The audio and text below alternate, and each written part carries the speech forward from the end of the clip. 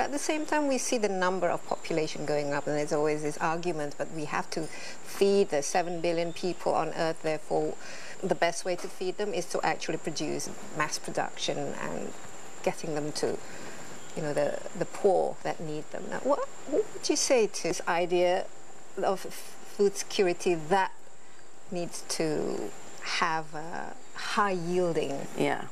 So two simple issues about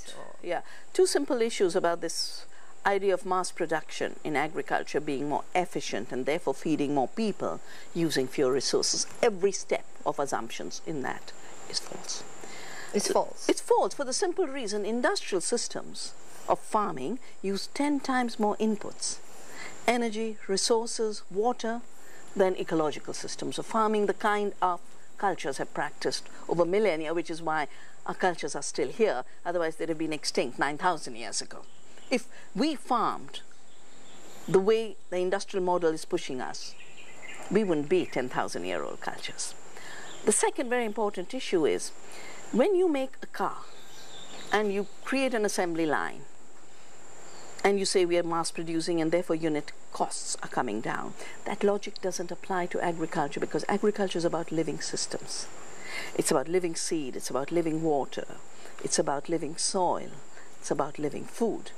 Now, because of the fact that agriculture is a biological process, the issue of scale actually makes things more inefficient. That's why you use 10 units of input to get 1 unit of output. And the smaller the scale in agriculture, and this is Food and Agriculture Organization, the international UN established agricultural assessment for science, technology, for development, all the studies done by public institutions, not by corporate interests, all studies are showing that the smaller the farms, the more they produce. The more biodiverse a farm, the more the output per unit acre, and that's exactly what we also have found with our experience, and we measure nutrition per acre and health per acre. The more we conserve resources, the less the acreage and resources we need to produce more. So the idea of mass production, which means destroy the biodiversity, create green deserts, to then create non-food commodities, food and biodiversity has disappeared in the process. And our ability to nourish ourselves has disappeared in the process. That's why we got to reclaim food. That's why we got to reclaim seed. Seed is supposed to be that which generates seed. Seed in Sanskrit is bija, and I know it's biji very often. It means that from which life arises forever. A seed holds the future seed. Increasingly, industry is trying to say, no, no, no. We can't have seed from seed. You must buy seed from us every year. And you can't save seeds. It's illegal to save seeds. That's what the intellectual property rights are about. So seed has become non-seed. Food is supposed to nourish us. Food is our identity. Food is our culture. Now food is a loss of identity, and food is about loss of health. So food has become non-food. I think we have to look more deeply, both as citizens making informed choices, but as well as governments making policies, to revisit the false assumptions behind industrial agriculture as a mass production model in the hands of 5 companies controlling seed, 5 controlling the trade in agricultural produce, 5 controlling the processing, and 5 controlling the retail. That is such heavy levels of concentration and such heavy levels of vulnerability for economies as well as democracy. But what are the real big challenges to actually shift that mindset to the idea that if we can actually, whether it's save the seeds or taking care of the environment or changing the way we process our agricultural system, what is stopping us? I think what's stopping us is false assumptions and outdated paradigms. Outdated paradigms at the scientific level that are based on fragmentation and a mechanistic worldview of division, and outdated paradigms in economics, which measure everything only in terms of commodification. After all, what does GDP measure but how much you commodify resources? If I take this water and put it into a bottle and sell it, I'm contributing to growth. But if a river continues to flow, that's not growth. If I sow a seed and plant a tree and gives me fruit, that's not growth. When I cut that tree and I sell the timber, that's growth. So it's what's driving us towards self-destruction. But what's stopping us is also these powerful vested interests that have grown so powerful after globalization. Pre-globalization, our nations were far more sovereign. Globalization has meant economic interests that go beyond our national boundaries are so powerful that they can dominate the decision-making through international treaties like the World Trade Organization, through the new free trade treaties like Trans-Pacific Partnership, TTIP for Europe and US, and also the kind of influence they bring.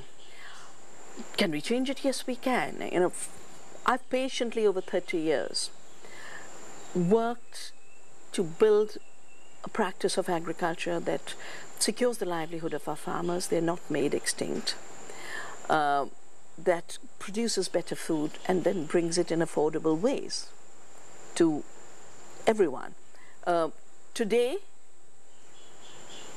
it's not that governments don't subsidize food, but they subsidize the wrong end of the food system. Yeah? They subsidize chemical fertilizers. They subsidize external inputs. $400 billion is the rich country subsidy for agriculture. India gives more than $1 trillion just for nitrogen fertilizers. When a farm works with ecological processes, there's no cost for external inputs. You don't have to buy the seed because you produce your own seed. You don't have to buy chemicals because you're composting. You don't have to buy pesticides because diversity creates pest control, and resilient plants regulate pests. I work with 5 Indian states who made a decision to make a transition to organic. I work with the government of Bhutan, which decided that it would make a transition to 100% organic Bhutan as part of its gross national happiness criteria, because Bhutan does not measure GDP. They measure GNH, gross national happiness, and well-being. And I'm very happy that our newly elected government, in their first budget speech, and the Prime Minister's first speech to Parliament, talked about promoting organic. Of course, they said in the northeast just now, but I think if they can take one step, then they'll take the next few steps. And I hope you will, I know, have a new president, and I hope the new president will work for the earth and for the people of Indonesia and the amazing heritage of this land by promoting the conservation of biodiversity, making that the basis of agriculture, promoting ecological farming. When I was with the farmers, here were the women making all kinds of things, but they need support of government saying, we'll facilitate your markets. We will make sure the schools get healthy food rather than junk food. We'll make sure women's groups are supported to organize themselves from the seat to the table. There's so much creative work waiting to be done. All it needs is a partnership between people and the governments. Isn't it ironic in a way that we are, you know, what the stuff that you mentioned, you know, the organic, the saving the seeds and the composting and, you know, tilling the earth and producing good. It's actually local wisdom and basic common sense. It's been with us, with our societies for hundreds of years, hasn't it? Thousands of years. And yet, for some reason, it's sort of become something that we actually need to go back to and relearn, because somewhere down the line, it just got sidelined. Now, they see it's so ironic because this morning I went to the Green School, and here were the Green School kids. Parents have moved to Bali from all over the world. All over the world to send their kids to this school so they learn composting and how to garden. That's exactly what our peasants were doing, are doing, and they're told, no, no, no, it's not a viable occupation. Now, I've built up Navdanya, and we also have a teaching center, and we have courses. And now I find financial analysts, bank officers, software engineers are coming to learn organic. And I think it's part of the symptom of the craziness in which we live, that when the farmer does the same activity. It's called primitive, and the farmer is told disappear.